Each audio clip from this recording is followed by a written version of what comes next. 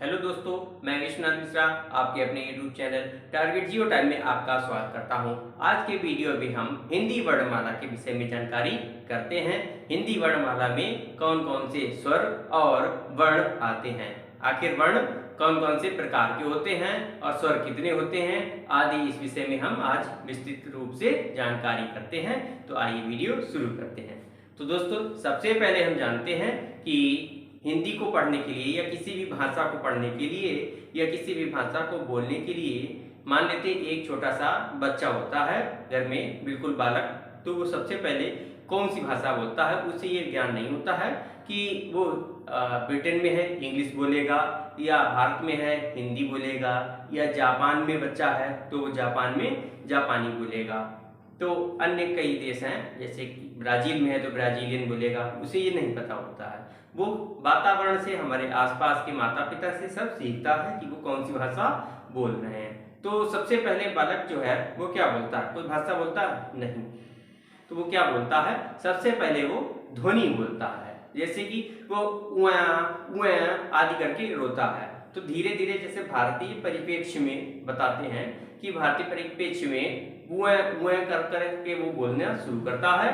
समझ तो रहा था लेकिन वो बोलता है उए उए, और धीरे धीरे हम लोग उसे बुआ बुआ करके वो समझते हैं कि ये बुआ बुआ बोल रहा है। इसके बाद वो थोड़ा सा उसकी भाषा में, उसकी जबान में थोड़ा सा ठहराव आता है और वो कहता है पापा बाबा, इस तरीके से एक ही शब्द का 2 बार उच्चारण करना प्रारंभ करता है। तो हम लोग समझते हैं ये भाषा बोलना सीख गया। इसी को कहते हैं ध्वनि और अक्षर। तो सबसे पहले हम ध्वनि शब्दों में जानते हैं कि ध्वनि क्या होती है। यह शब्दों की आधारशिला है। ध्वनि ही शब्दों की आधारशिला है। जैसा कि पशु भी तो ध्वनि करते हैं, लेकिन वो ध्वनि कोई सार्थक ध्वनि नहीं रहती है। क्यों? उनकी भाषा को हम समझ नहीं सकते हैं। तो ध्वनि कैसी होनी चाहिए? ध्वनि, ये ध्वनि की आधारशिला है, और जब वो सार्थक होंगे तो वो वर्ण या स्वर या व्यंजन कहलाते हैं। यहीं पर हम बात करते हैं कि हिंदी वर्णमाला में मूलतः 12 वर्ण होते हैं। अब पीसीएस में पूछा गया है ये क्वेश्चन आपका कि वह मूल ध्वनि जिसका खंडन ना हो सके क्या कहलाता है? क्या कहलाता है? वर्ण। इसके बाद ये क्वेश्चन भी आ चुका है कि हमारी उच्चारित भाषा या वाणी का सबसे छोटी इकाई कौन सी है? तो ऑप्शन रहते हैं वर्ण, स्वर, व्यंजन और शब्द। तो क्या रहता है? वर्ण। इसका हम लोग खंडन नहीं कर सकते। जैसे ये आ है तो आ ही रहेगा, इसको हम तोड़ नहीं सकते हैं। ई है या उ, यानी कि कहने का मतलब चाहे स्वर हो और चाहे व्यंजन हो, ये वर्ण कहलाएंगे। इसके बाद हिंदी में कितने हैं? मूलतः 52 वर्ण है। अब बात करते हैं कि वर्णमाला क्या होती है। वर्णमाला हम 2 भागों में विभाजन कर सकते हैं, स्वर और व्यंजन। तो इसकी परिभाषा जान लेते हैं। वर्णों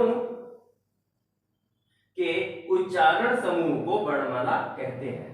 जो वर्ण हैं जिनको हम बोलते हैं, जिसमें स्वर और व्यंजन है, इनके पूरे उच्चारण समूह को क्या कहते हैं? वर्णमाला कहते हैं। वर्णों या अक्षरों के समूह को वर्णमाला कहते हैं। इसके बाद हम बात करते हैं स्वर। जैसा कि पता चल रहा है स्वर और व्यंजन। तो स्वर कितने हैं? 11 स्वर। इनकी परिभाषा जानते हैं। स्वर उन वर्णों को कहते हैं जिनका उच्चारण बिना विघ्न बाधा के होता है, यानी कि डायरेक्ट ये निकलते हैं स्वर। सामान्यतः इनके उच्चारण में जीभ या ओंठ का प्रयोग नहीं होता है। जीभ या ओंठ का प्रयोग नहीं होता है, ये डायरेक्ट निकलते हैं। ये कौन कौन से प्रकार के होते हैं? ह्रस्व, दीर्घ और संयुक्त। तो ह्रस्व में कौन कौन से? यानी कि छोटा आ, छोटी ई, छोटू ऊ और ऋ। इनको छोटा हम लोगों ने अपने लिए बनाया है, ये कहीं वर्णित नहीं है। इसका रियल में उच्चारण अ, इ, उ और ऋ। जब हम दीर्घ में उनको बोलते हैं तो आ, ई और उ। इसके बाद संयुक्त, इन्हीं ये मूल हैं और इनको ही मिलाकर ये अक्षर बनाए गए हैं या ये संयुक्त स्वर बनाए गए हैं। तो ए ओ और औ। ए को बनाया है आ और ई ने, ए को बनाया है आ और ई ने। ए को बनाया है, जब ये मिल गया हमको तो ए और आ। इसके बाद ओ कैसे बना है, आ और ऊ से, आ और ऊ से। जब ओ मिल गया हमको तो औ बना लेंगे, औ बना आ और औ से। यानी कि तीनों में या चारों में हम क्या देखेंगे, छोटा आ तो मिल ही रहा है। इसके बाद जानते हैं व्यंजन। व्यंजन कितने हैं, व्यंजन है, व्यंजनों की संख्या है यहाँ पर 33। अब जानते हैं इसमें कितने वर्ण रहते हैं, व्यंजन में 5 प्रकार के वर्ण रहते हैं, 5 प्रकार के वर्ग रहते हैं। का वर्ग, चा वर्ग, टा वर्ग, ता वर्ग और पा वर्ग। का वर्ग में का, खा, गा, घा, अणा। चा में चा, छा, जा, जा, वा। टा, टा, डा, डा, ड़ा। ता, था, धा, धा, बा। पा, फा, बा, भा और मा। अब इसकी परिभाषा जानते हैं। व्यंजन वह ध्वनि है जो पेट से आते हुए कहीं ना कहीं मुख में टकराती है। इस बात को इस तरीके से सिद्ध किया जा सकता है कि ये कंठ में या तालु में, मुख में, ओष्ठ में और मूर्धन्य में, ये 5 जगह टकराती है। इन्हीं के आधार पर इन वर्णों का या वर्गों का विभाजन किया गया है। इसके बाद जानते हैं और कौन कौन से व्यंजन होते हैं। ये सबसे ज्यादा पूछे जाते हैं, यहाँ पर सबसे ज्यादा यही क्वेश्चन पूछे जाते हैं। अंतःस्थ या रा, ला, भा। ऊष्मज शा, सा, पेट चिरा सा इसे कहते हैं, ये षटकोण वाला सिरा सा कहते हैं।